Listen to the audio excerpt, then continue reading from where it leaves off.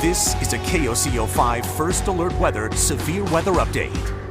Good Sunday afternoon. I'm meteorologist Joseph Neubauer here at KOCO 5. Here at 12:30, tracking some storms out there. Everything behaving itself for now, but we do have the severe risk that comes up later this afternoon, and we're going to keep you updated here on KOCO 5 as storms begin to flare up. Here in the metro, all quiet. A few moving showers there through Canadian County and a few cells and actual thunderstorms on the western fringes of Caddo County. These are all moving from south to north. Actually had a pretty strong storm move through Watonga, maybe some small hail. Now it's through O'Keene, and eventually this will kind of push into Garfield County. Vance Air Force Base and Enid might be up for some pretty heavy rainfall north and south along Highway 81, so get ready for that. Where we're ultimately keeping our eyes pointed, though, is to the southwest. We have storms that are going to likely flare up, move into southwestern Oklahoma, and then these could move into the metro. That would be our second round for severe weather, hail, tornadoes, damaging winds, all types of threats we're seeing. In fact, we already have a severe thunderstorm watch down there in southwestern Oklahoma.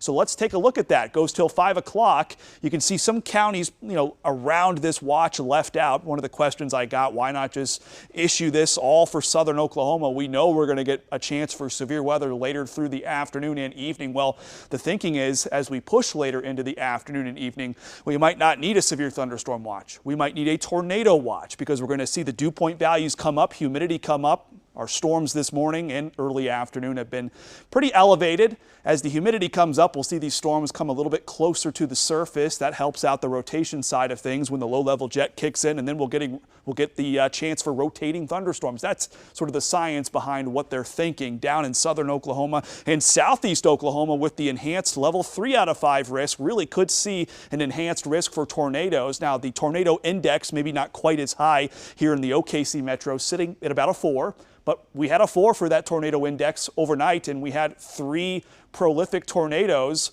One tornado in Hera in eastern Oklahoma County rated preliminary EF3. Newcastle EF1 had a tornado there at about 2 o'clock this morning. And also another tornado that you've seen a lot of damage about here at KOCO 5 in southeast OKC near Valley Brook.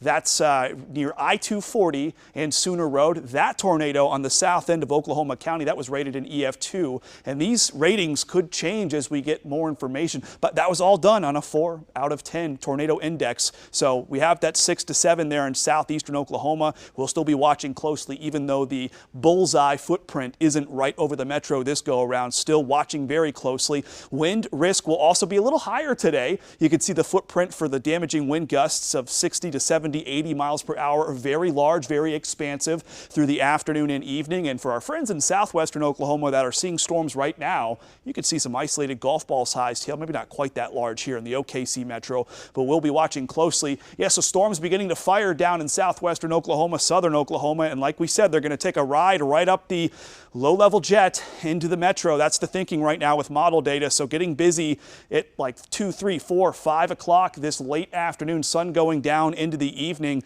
And also you'll notice it's south to north just like it was on Saturday night, which would mean more training, storms moving over the same spots over and over, adding onto our rain totals.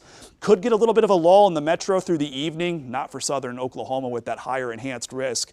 And then as we push into the early morning hours on Monday, this is when our final round of severe weather likely pushes through during the morning hours, mid-morning, and even into the early afternoon hours before we finally see things begin to sort of wrap up. There could still be storms during the second half of the day on Monday, but that's less likely from a severe weather perspective. So really from now through the end of the day on Monday, for as long as we have this flood watch, which has sort of been like our compass through this entire event, once this watch is allowed to expire, that's when the event effectively ends. So this is one of the other threats that I really haven't talked about, the flooding risk. We've already picked up a couple inches of rain, 4 to 5 inches of rain, even 6 at some sites across the area. We could be due for another 3, 4, 5, 6 inches of rain, especially in these areas that are a little bit brighter orange in eastern Oklahoma. They have the higher chance to maybe pick up 6 to 7, 8 inches of rain. Here in the metro, I mean, 4 to 5 still would be trouble for us considering just how waterlogged we are from from all the rain we saw overnight. So flooding and severe risk, that's what we watch here for the next 24 to 36 hours. Then we finally get a break there on Tuesday and Wednesday. Temperatures coming back down, cold front moving in.